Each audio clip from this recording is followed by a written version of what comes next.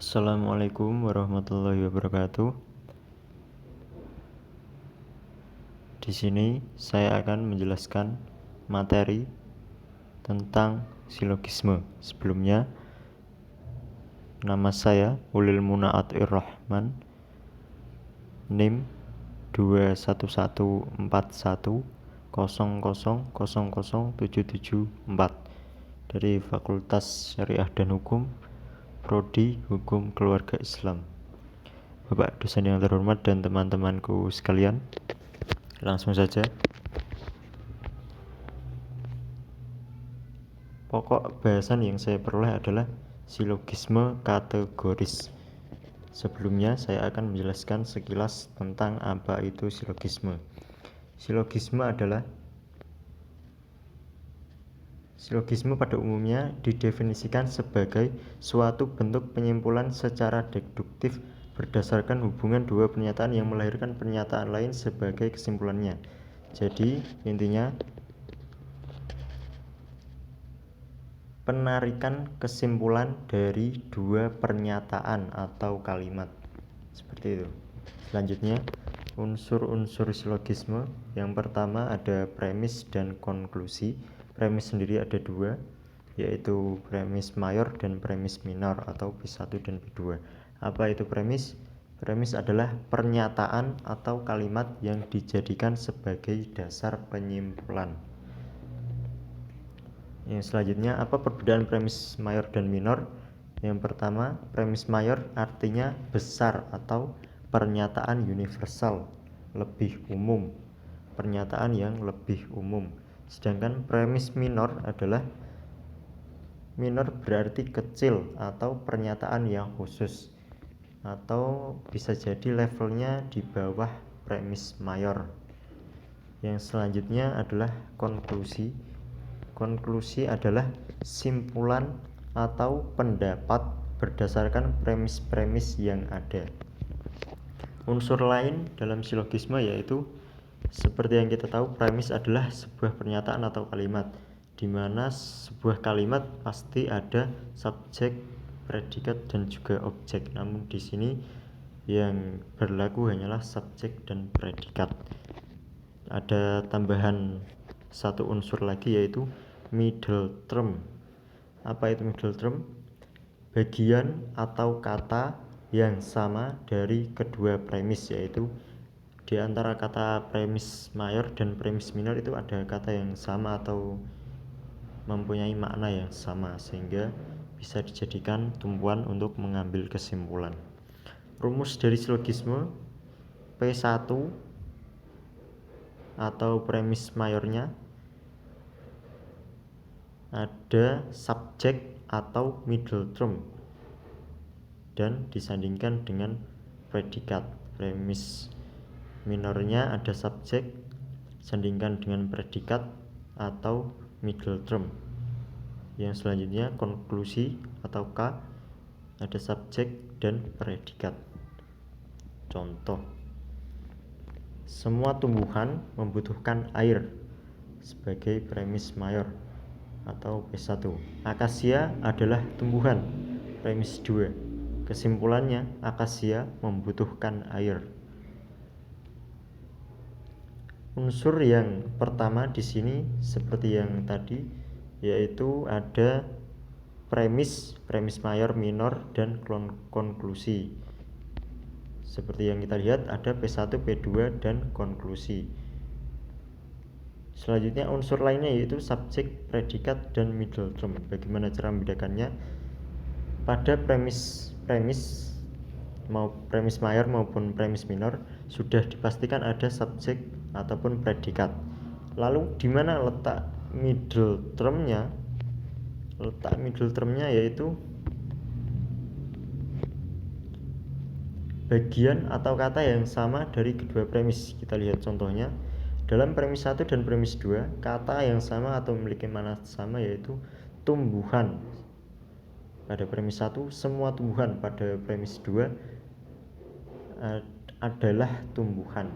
Sehingga kata tumbuhan di sini berfungsi sebagai middle term. Sehingga penarikan kesimpulannya, middle term dari kedua premis dibuang dan diambil yang tersisa, unsur yang tersisa, subjek predikatnya yang tersisa diambil, ditarik ke kesimpulan. Kita ulangi, semua tumbuhan membutuhkan air. Akasia adalah tumbuhan. Kesimpulannya, akasia membutuhkan air. Karena middle termnya tumbuhan, tumbuhan dibuang, jadi ditarik kesimpulan akasia membutuhkan air. Kenapa akasia berfungsi sebagai subjek dan air sebagai predikat? Karena dalam sebuah kalimat subjek haruslah yang diterangkan dan predikat adalah keterangan dari subjek, seperti itu. Nah, oke, selanjutnya jenis-jenis silogisme. Jenis-jenis silogisme ada 4 berdasarkan materi yang saya cari, yang saya peroleh. Yang pertama kategorik, hipotetik, disjungtif, dan dilema. Di sini saya akan berfokus kepada kategorik, yaitu materi yang saya peroleh. Apa itu silogisme kategoris? Adalah silogisme yang semua proposisinya merupakan proposisi kategorial atau kebenaran umum yang menyetujui atau mengingkari. Jika benar ya benar, jika salah ya salah, sehingga tegas perbedaan antara keduanya. Langsung saja ke contohnya mungkin.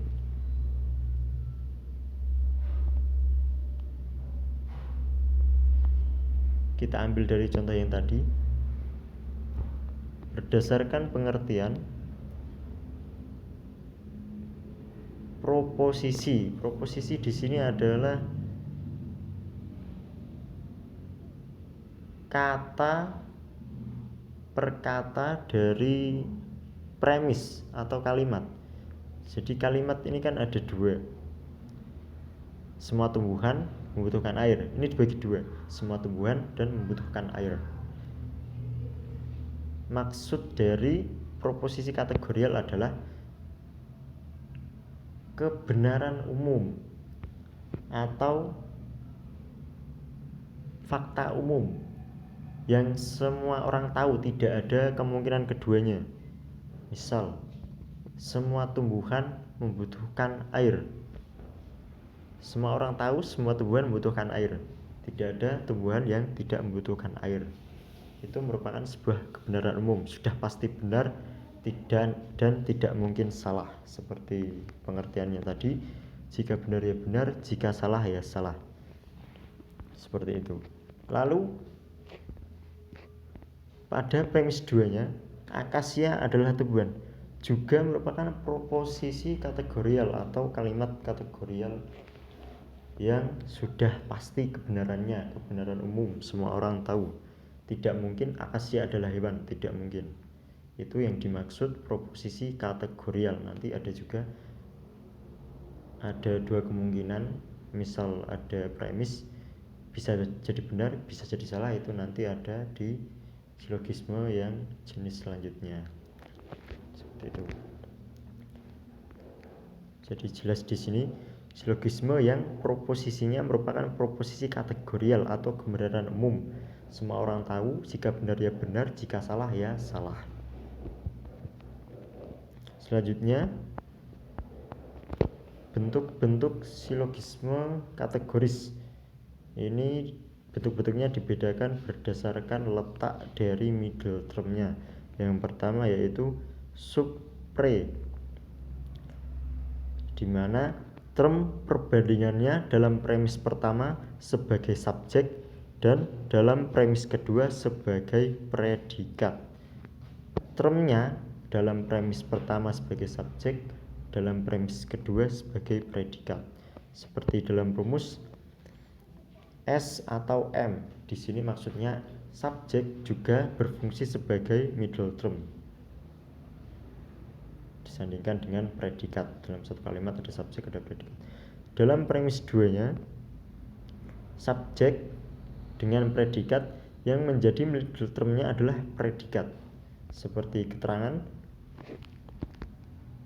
subpre, term perbandingan atau M dalam premis pertama sebagai subjek dan premis kedua sebagai predikat. S juga berfungsi sebagai M dalam premis 2. P juga berfungsi sebagai M.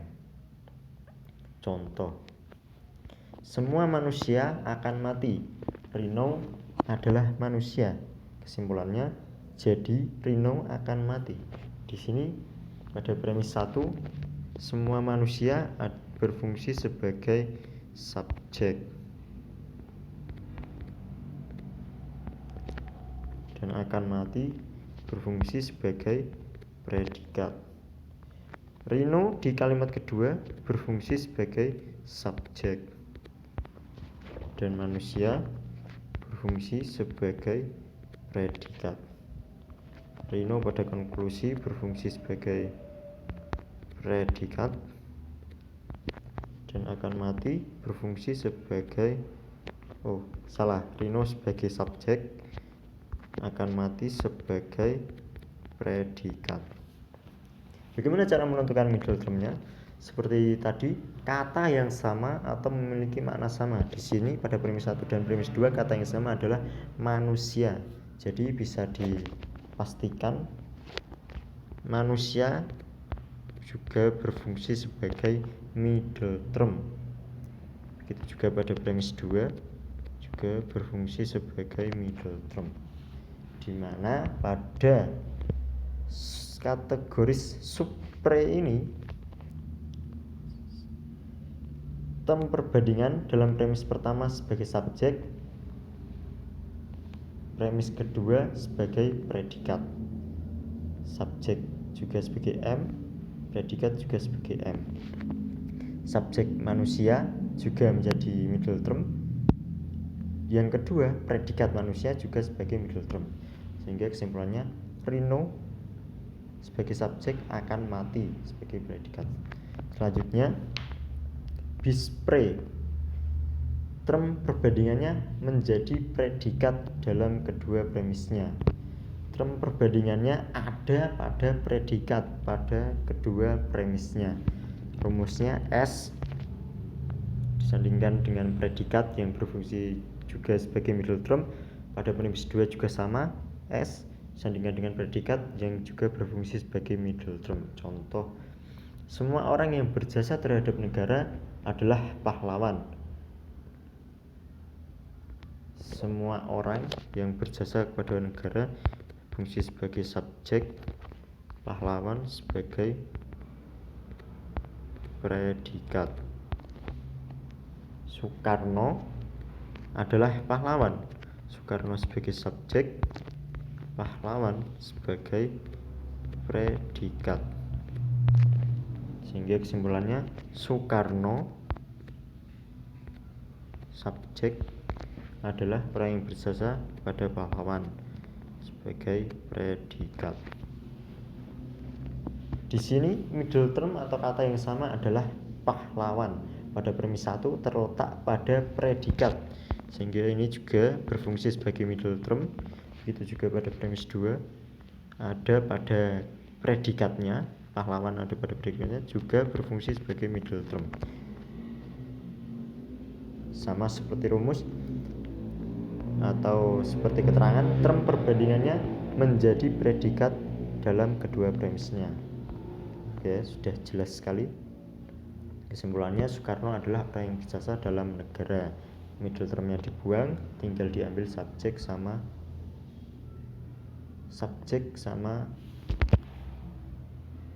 predikat. Hitungannya predikatnya hilang, tapi kalau menjadi sebuah kalimat, subjek yang kedua itu menjadi predikat. Seperti itu. Pokoknya dalam satu kalimat itu ada subjek, ada predikat. Selanjutnya, bis sub, term perbandingannya menjadi subjek dalam kedua premis. Kebalikan dari bispre, di sini middle termnya ada pada subjek di kedua premisnya. Contoh, manusia adalah berbudaya. Manusia juga berakal budi. Semua manusia berakal budi adalah berbudaya. Manusia di sini sebagai subjek,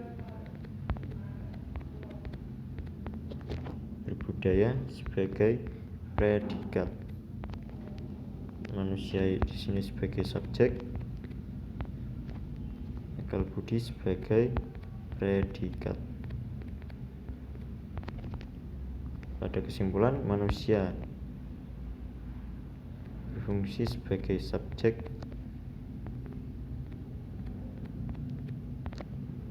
akal budi berbudaya sebagai predikat. Di sini kata yang sama pada premis 1 dan premis 2 adalah manusia. Jadi bisa disimpulkan manusia ini sebagai middle term-nya.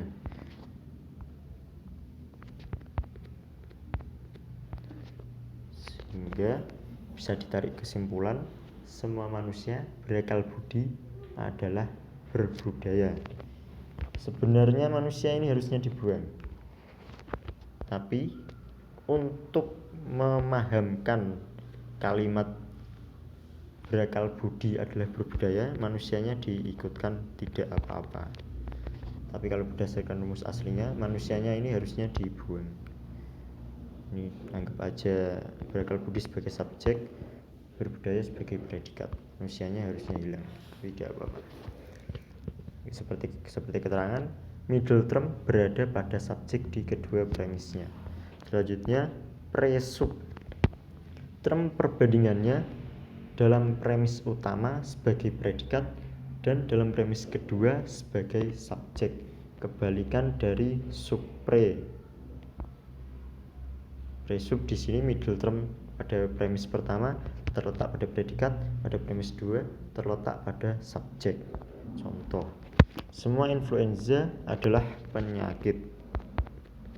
Ini berfungsi sebagai subjek, penyakit berfungsi sebagai predikat. Semua penyakit berfungsi sebagai subjek adalah gangguan kesehatan, berfungsi sebagai predikat. Jadi sebagian yang mengganggu kesehatan subjek, subjek adalah influenza, predikat. Di mana letak middle term-nya? Kata yang sama di sini adalah penyakit, sehingga pada premis 1 penyakit predikat juga berfungsi sebagai middle term. Pada premis 2 penyakit subjek juga berfungsi sebagai middle term, sehingga kesimpulannya middle term-nya dibuang.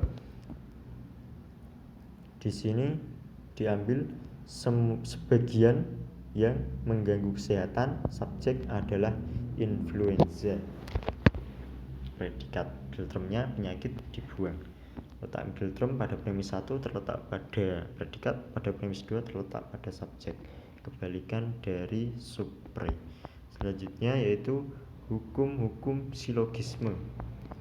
Yang pertama, apabila dalam satu premis partikular, kesimpulan harus partikular juga. Yang kedua, apabila salah satu premis negatif, kesimpulan harus negatif juga. Yang ketiga, dari dua premis yang sama-sama partikular tidak sah diambil kesimpulan. Yang keempat, dari dua premis yang sama-sama negatif tidak menghasilkan kesimpulan apapun. Yang kelima, paling tidak salah satu term penengah atau middle term harus tertebar atau mencakup. Yang keenam, term predikat dalam kesimpulan harus konsisten dengan term predikat yang ada di premisnya. Yang terakhir, term penengah harus bermakna sama baik dalam premis mayor maupun premis minor. Dan masih banyak hukum silogisme lainnya, namun yang saya terterakan di sini saya rasa kurang lebih cukup untuk membimbing dalam mempelajari silogisme. Mohon maaf bila tidak bisa menjelaskan secara keseluruhan karena waktu yang terbatas. Demikian dari saya. Apabila ada pertanyaan dipersilahkan. Sekian, terima kasih. Wassalamualaikum warahmatullahi wabarakatuh.